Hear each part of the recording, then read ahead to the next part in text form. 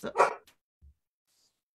Bonjour tout le monde, Tabarouette, je suis très contente d'être avec vous aujourd'hui. Merci d'être là pour ce café rencontre que je fais aujourd'hui avec Paul Lévesque. Paul qui est auteur, conférencière. Bonjour Paul, merci d'être là. Bien, bon matin, quel bonheur de commencer cette journée de Saint-Valentin ensemble en fait. Oui, exactement. Puis il y a tellement des beaux sujets à chaque fois qu'on peut élaborer ensemble, différents thèmes, sérieusement. C'est comme un puits sans fond de bonnes idées. Puis là, je me suis dit, avec la Saint-Valentin, si on va être thématique, je pense que c'est l'occasion de te présenter sur ma page Facebook, Le Monde de Josée. Et j'ai eu la chance, je le dis à chaque fois, je te teuse un peu, mais tu as tellement été un coup de cœur pour moi. C'est grâce à la radio que je t'ai découvert, en fait, dans l'émission, tu faisais des chroniques avant que j'arrive à Choix FM. Puis j'ai eu l'occasion de te rencontrer. Puis bref, je t'ai tellement aimé que maintenant, je te prends dans mon Académie du Keto. Là, je vais te faire découvrir ici avec évidemment les gens qui sont connectés à la page, que je prends le temps de saluer. Paul, si tu me permets, parce qu'aujourd'hui, je vais te dire le thème tout de suite qu'on a décidé. Oui. Quels sont les signes pour savoir si on est avec la bonne conjointe ou le bon conjoint? Avec le bon amoureux, la bonne amoureuse dans sa vie. Fait que donc, je pense que ça peut toucher tout le monde. Autant les jeunes que les moins jeunes, autant les nouveaux que les plus anciens couples. Bref, ça va être intéressant d'en discuter tous ensemble. Et j'aimerais savoir aujourd'hui, sous la vidéo, là, pendant que vous êtes en train de vous connecter, est-ce que vous célébrez ça, vous, la Saint-Valentin? C'est juste une question rapide que j'aimerais que vous m'indiquiez. Oui, non, c'est-tu grandiose? C'est-tu juste une petite pensée? C'est-tu en se levant ce matin? Ou bien vous avez la chance d'avoir un conjoint qui vous amène des roses pour célébrer la Saint-Valentin? Bref, indiquez-moi ça, puis ça serait intéressant de le savoir ensemble. Toi, de ton côté, ça se passe comment, Paul? C'est-tu quelque chose qui est important? C'est une journée qui est importante, ça, pour toi? Ben, je te dirais que j'essaie de profiter de chaque occasion. Donc, la Saint-Valentin est comme une occasion de plus. Je dirais ça comme ça. Oui, oui. Elle s'inscrit à travers et pourquoi pas en profiter. Donc, nous, on a pris congé cet après-midi, puis on a décidé de faire quelque chose qu'on aime beaucoup, puis qu'on ne se donne peut-être pas assez le temps de faire, c'est qu'on va au cinéma. Pas trop de détails. Ah, OK. Non, c'est une joke. Non, mais au cinéma, collés ensemble, dans cette... en tout cas, on aime ça beaucoup, puis peu importe le film, puis comme on est deux personnes très différentes, le cinéma nous représente bien dans le sens que on trouve, on a des goûts très différents, puis le cinéma nous rejoint dans le consensus. C'est qu'on finit toujours par trouver quelque chose qui nous rassemble, donc ça nous ressemble aussi. Fait que on va au cinéma. C'est intéressant, mais j'aime beaucoup la notion de prendre congé.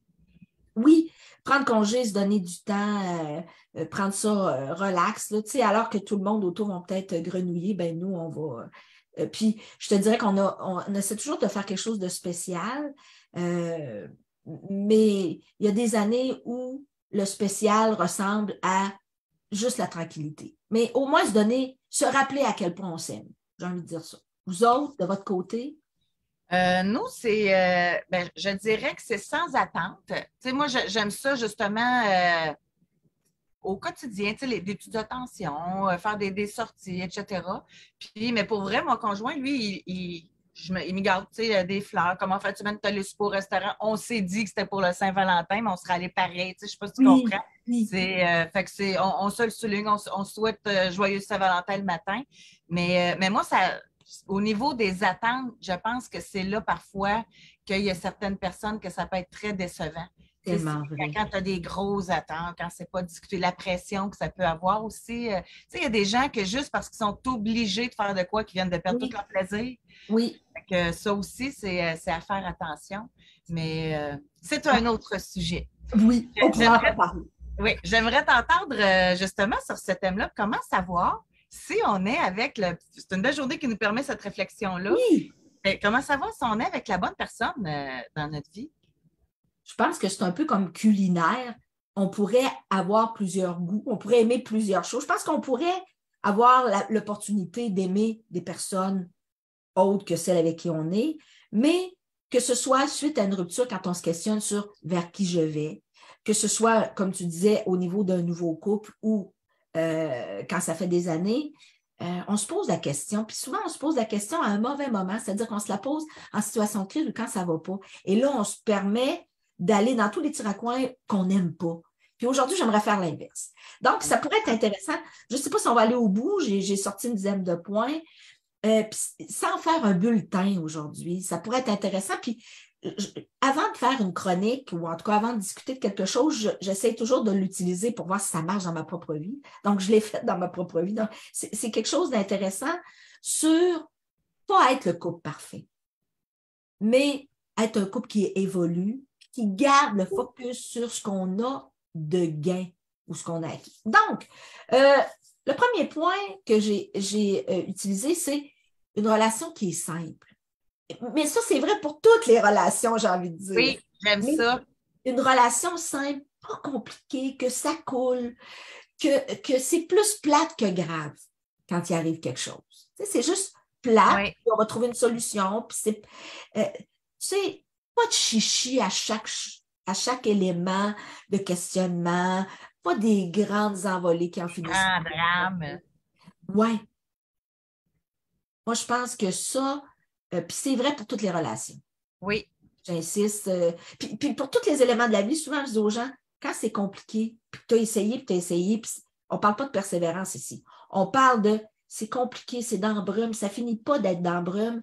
Pose-toi peut-être des questions sur, es-tu à la bonne place? Quand c'est lourd, quand... Oui, Oui. oui, c'est lourd. Ça, c'est le premier point. Deuxième point, être nous-mêmes. Tu vas voir que probablement que ça va pour tous les styles de relations, juste être nous-mêmes. Puis être nous-mêmes, ça veut dire respecter la différence. Tu ne veux pas un clone de toi-même. J'ai vu des gens qui ont essayé, par vide intérieur, je pense, d'amener l'autre à ressembler à ce qu'il voudrait être lui-même. Donc, insister sur un... Ça ne veut pas dire que des fois, je ne dis pas à mon chum, t'es beau quand t'es habillé comme ça, là. Tu sais, je veux dire, ça ne veut pas dire qu'on... Mais accepter la différence, y voir peut-être des avantages. Juste se laisser aller. Tu sais, l'autre rit de nos folies. On ne sent pas qu'on est dans le jugement. Et ce que je remarque, c'est quand les couples commencent à avoir de la difficulté, le jugement de l'autre commence à être un petit peu plus important. Il nous tape ses nerfs, on juge la façon dont il fait les choses, alors qu'on trouvait ça peut-être amusant, bienveillant au départ. Donc, être nous-mêmes, pour moi, mais partout. L'authenticité, pour moi, c'est un mot primordial. Et dans J'aurais envie d'ajouter quelque chose, Paul, parce que tu dis pas vouloir changer l'autre, mais des fois aussi, moi, je remarque qu'il y en a beaucoup qui se changent eux-mêmes pour l'autre. Absolument. Et c'est pas mieux. C'est parce qu'à un moment donné, tu te dis, voyons, c'est quoi que j'aime? Moi, je fais tout le temps quelque chose pour faire plaisir à l'autre. Oui. Puis là, à un moment donné, je ne me reconnais plus. Là. Fait que j'aime ça ton point, vraiment être authentique envers soi-même puis envers l'autre, en fait. Puis soyez là dès le départ. Si on t'aime, on t'aimera pour ce que tu es. S'il n'y a pas d'affinité, on le saura dès le départ. Parce que c'est difficile de maintenir quelque chose qui ne te ressemble pas. Puis des fois, c'est conditionnel. L'autre va t'aimer si tu es ceci, si tu fais cela. Tu sais, il ne faut pas que l'amour soit conditionnel, je pense. Mais on peut... l'autre point, se comprendre sans toujours s'expliquer. Ce que j'appelle ce qu'on met en place des fois au fil du temps, la complicité, être capable de se décoder, avoir appris sur soi, sur l'autre et sur nous. Des fois, les vieux couples ont cette puissance-là, les couples qui vont bien et qui ont évolué, un regard, un signe. Ils savent que c'est le temps de partir. Bon, ben salut tout le monde, on s'en va. Le décodage, oui, puis ça, je pense que quand on a trouvé la bonne personne, il y a une capacité de lire à travers l'autre. Des fois, c'est compliqué, des fois, on ne le sait pas, des fois, c'est... Mais la plupart du temps, on est assez bienveillant, accueillant pour être capable de décoder ou en tout cas de... Même quand la femme est en préménopause, Paul. En tout cas, là. Ben, tu sais, le cue, je pense, c'est si on ne se comprend pas nous-mêmes, ne demande pas à l'autre qu'il te comprenne. Exact, c'est bon. Période de préménopause. Ça peut être ça. Non, mais des fois, on ne se comprend plus. Comment tu veux que l'autre se comprenne? Oui, c'est ça. Des fois, l'autre va demander incessamment, oui, mais tu veux quoi? Qu'est-ce que tu me dis? Oui, mais c'est même pas ce que je veux moi-même. Mais ça pourrait être une façon d'aider l'autre à nous comprendre aussi. Oui. Je ne comprends pas, essaye même pas. Capable de gérer les désaccords. En revenir. Moi, je pense que quand tu es avec la bonne personne, tu as le droit de ne pas être d'accord. Même que c'est nécessaire de ne pas être toujours d'accord. Mais à un moment donné, il faut en venir. Il faut aller au bout d'une discussion. Il faut être capable d'argumenter sans se rabaisser, sans utiliser l'espèce de saut de sécurité qui saute puis qui fait que tu abîmes l'autre de bêtises pour être capable d'essayer de vendre ton argumentaire. Moi, il y a une phrase que j'avais entendue. Je pense que c'est Yvon Dallaire, le psychologue, sexologue, qui avait dit l'important, c'est pas d'avoir raison, c'est d'être heureux. Fait que, il y en a des fois là, qu'ils ne lâcheront pas. Là. Ils vont argumenter jusqu'à temps que l'autre dise tu as raison. Mais à un moment donné, quand tu dis il faut revenir, ça m'a fait penser à ça. OK, tu n'es pas d'accord, je ne suis pas d'accord, maintenant, passe-toi à d'autres choses. Oui, puis les personnes qui sont très, très, très rigides vont avoir de la difficulté justement à vivre avec d'autres personnes, à moins que l'autre soit en soumission. Oui, c'est ça. Tout à fait. Le prochain point, pour moi, ça, c'est aussi fort que l'amour. C'est l'admiration. Je crois que tu ne peux pas aimer quelqu'un s'il n'y a pas l'admiration qui va avec. Puis aimer, pas juste dans le couple. Tu sais, quand tu aimes quelqu'un, c'est pas de la jalousie, c'est pas de l'ignorance, c'est de l'admiration. Et si cette capacité-là peut rester avec le temps, je crois que c'est un saut de réussite pour le couple. Puis c'est loin d'être banal. Admirer l'autre, ça veut dire que quand il y a une nouvelle idée, quand il vit un nouveau projet, quand il vit des changements, même quand il est en préménopause. Non, mais ça veut dire que tu vas être capable d'évoluer avec l'autre parce que quand ça fait longtemps, puis là on dit longtemps, puis ça peut être récent aussi, mais si ça fait un petit bout de temps que tu es avec quelqu'un, des fois, tu ne le vois plus. Comment tu admires ton divan quand tu viens de l'acheter? Puis à un moment donné, au début, c'est personne ne peut manger dessus, puis en dernier, tout tombe dessus, puis c'est pas grave. Cherche ta manette. Oui. Oui. Non, mais c'est ça. Je comprends. L'admiration, pour moi, c'est extrêmement important. Puis c'est extrêmement important dans les relations. Puis quand tu arrives à admirer l'autre, puis même entre femmes, quand tu es capable de faire un compliment à une autre femme, là, on déborde un peu, mais quand tu es capable de faire un compliment à une autre femme, quand tu es capable de reconnaître la beauté chez les autres, c'est parce que tu es capable de la reconnaître chez toi. Moi, ça fait des relations qui sont saines. En couple aussi. L'impression qu'on s'est toujours connu. On est... moi, ça m'est souvent arrivé, je ne sais pas si ça t'est arrivé, Josée, toi, d'être avec des gens qui, automatiquement, on a été bien, puis de chercher si je ne l'avais pas déjà vu ou entendu ou connu. Voyons, il me semble que ça me dit quelque chose. Tellement que tu es confortable dès le départ. Oui. Ben, je pense que si tu trouves quelqu'un en couple qui est dans ce corridor-là. Et ça, c'est quoi? C'est des atomes crochus. Tu sais, c'est spécial quand même, hein? Tu sais, ça Oui. vient. Ce sentiment-là, je suis certaine que ceux qui nous regardent l'ont déjà tous vécu, que ce soit avec un collègue, une amie, avec justement, puis des fois, il y en a peut-être qui pensent que c'est un coup de foudre, tu sais, parce qu'ils rencontrent la personne, ils se sentent tellement bien tout de suite, c'est sentiment très fort. Oui, c'est comme un morceau de puzzle qui rentre. Oui.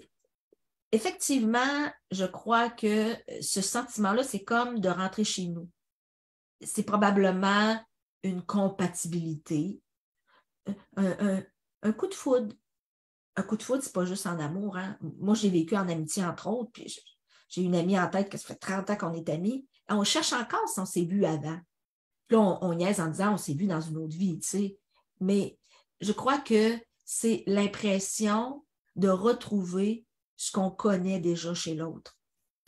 Puis souvent, je dis, il y a trois niveaux d'entretien de relation, c'est-à-dire, des fois, tu vois quelqu'un, tu as l'impression que tu l'as toujours connu. D'autres fois, pas sûr au début, mais à force de connaître, tu fais oui. puis il y a des gens avec qui on ne le sera jamais. Ça t'aide. Puis ça, il faut accepter ça.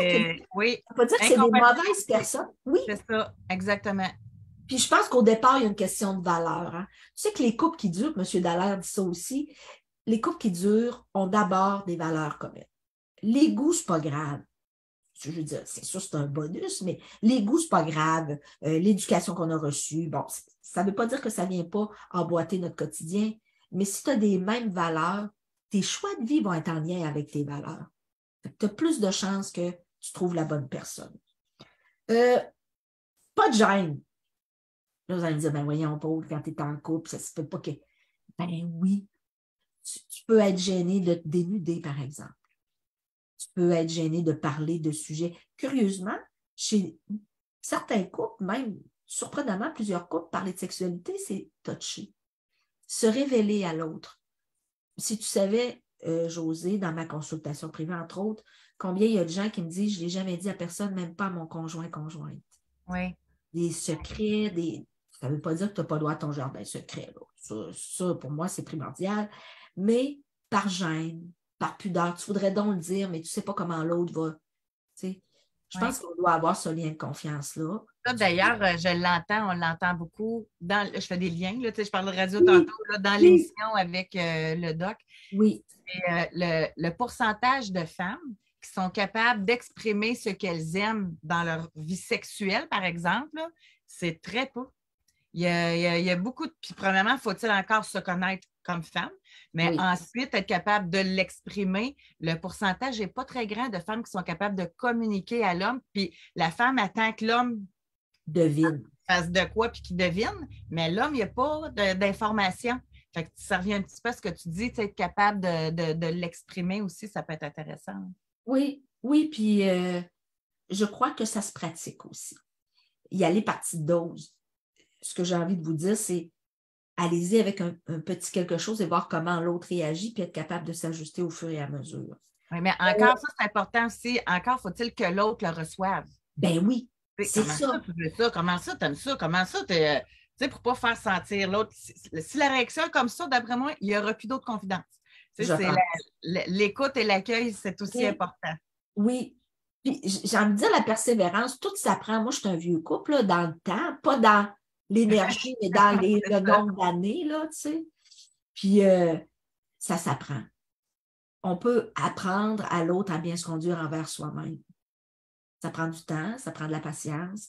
Mais peut-être qu'on vit aussi dans une société de Google Mania où rapidement, on jette l'éponge. Où rapidement, on se dit, oui, mais justement, il ne m'a pas écouté. Tu n'as pas écouté la première fois. Mais qu'est-ce que tu as appris? Puis ajouter un ingrédient différent pour la fois d'après, tu sais. Pas peur du futur. Être capable de se projeter. Pour moi, c'est ça l'engagement. Il y en a qui vont penser que c'est le mariage, s'acheter une maison, etc. Mais je pense que l'engagement, c'est de se projeter dans l'avenir et de créer dans le maintenant quelque chose qui va pouvoir être savouré dans l'avenir. D'avoir des projets qui nous permettent d'être dans « il y aura un après ». Et vous remarquerez que les couples qui commencent à battre de l'aile fortement n'ont plus de projet d'avenir souvent. Ils ne se projettent pas dans l'avenir parce qu'il y a trop d'insécurité. Des fois, c'est dans le senti, des fois, c'est dans le savoir aussi. Oui. Puis d'être accepté dans nos projets différents aussi. Tu sais, tu en es une belle preuve vivante, hein, pour en arriver à avoir une vie qui est atypique quand même. Hein. Oui. Ce fut assurément une concertation mutuelle d'un premier qui a amené l'idée. Tu sais, c'est rare qu'on amène l'idée en même temps. Oui. Un qui amène l'idée et l'autre est capable de se projeter dans cette idée-là. Ça ne veut pas dire qu'il n'y aura pas des ramifications, mais d'accueillir, tu sais, si tu me disais pas pourquoi tu aimes ton chum aujourd'hui, là, je dirais parce qu'il a toujours accepté mes idées de fou, qui avait l'air folle au départ.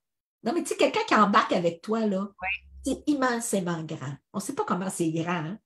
Que les gens ne soient pas des éteignoirs, mais nous aident à s'élever dans la vie. Oui. Pour moi, c'est d'être avec les bonnes personnes, je trouve. Puis, on fait souvent le lien avec l'amoureux, mais avec notre entourage aussi. Okay. Il y a des gens qui sont bons pour drainer les autres vers le bas, puis il y en a qui sont bons pour les amener, les élever, comme tu dis, Ça pourrait être une prochaine chronique, ça, les amitiés. Oui, très bon, ça. Oui.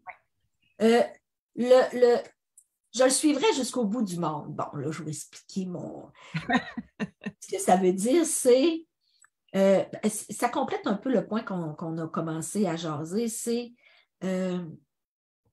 d'accompagner les rêves,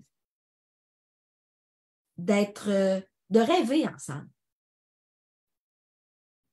Puis peut-être que c'est plus facile quand tu commences ensemble, plus jeune peut-être, tu sais, de rêver à les étapes habituelles de bébé, maison, en tout cas, peu importe. Tu sais. Mais de ne pas oublier de rêver.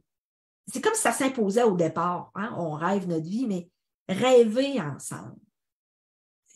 Puis j'ai en tête un couple très âgé en âge, là, tu sais.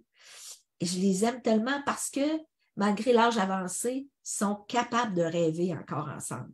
Alors qu'il y en a d'autres qui disent, mais t'es bien trop vieux, voyons donc, changer de char à 80 ans, que c'est ça. Mais, puis ils le font ensemble. Je trouve ça, je pense que c'est un couple qui va s'épanouir quand il y a des rêves, mais on rêve ensemble. Y a-t-il quelque chose de plus fun, puis je suis certaine que ça t'arrive des fois, puis que les gens qui nous écoutent, ça arrive, un samedi soir, là, tu sais, d'ouvrir le portable, puis de rêver d'un voyage ensemble, ou de, tu sais, puis on tripe autant quand on rêve ensemble, avez-vous remarqué? Oui. Ben moi, sérieux, là, je pense que c'est notre activité commune préférée. Ah oui? S'imaginer, on pourrait faire ça, on pourrait aller à telle place, on pourrait... ça fait partie quasiment de notre quotidien. Moi, rêver, pour moi, c'est important. Je pense que je passe plus de temps à rêver, à faire des projets que de regarder des séries. Moi, j'ai besoin de ça. Puis mon conjoint embarque avec moi. Fait que je suis vraiment gâtée. Oui, puis ça, je pense que c'est quelque chose qu'on doit cultiver. Oui. Parce que si on rêve toute seule tout le temps, ça ne veut pas dire qu'il n'y a pas des choses, mais si on rêve toute seule tout le temps, c'est qu'un jour, l'autre ne fera plus partie de notre vie. Parce que je trouve que les rêves, c'est une grande partie de notre vie. Oui. Sinon, la vie donne quoi si on n'est pas en... Et le petit dernier, on est déjà rendu à 10, mais on pourrait en rajouter, mais j'avais... non, parce que le temps file. Donc, je suis parfaite. Le timing est parfait. Parfait. Respect, empathie, politesse. Je terminerai avec ces 3 mots-là. Ces 3 mots-là doivent faire partie d'une réunion qui va fitter le respect de l'autre dans son évolution, dans ses différences.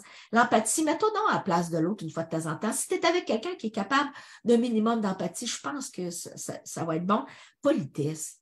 Vous allez me dire, oui, mais Paul, j'ai remarqué comment on peut être poli avec les gens qu'on a vus toute la journée. Puis là, tu arrives chez vous, là, il y a comme plus d'égard, plus de reconnaissance.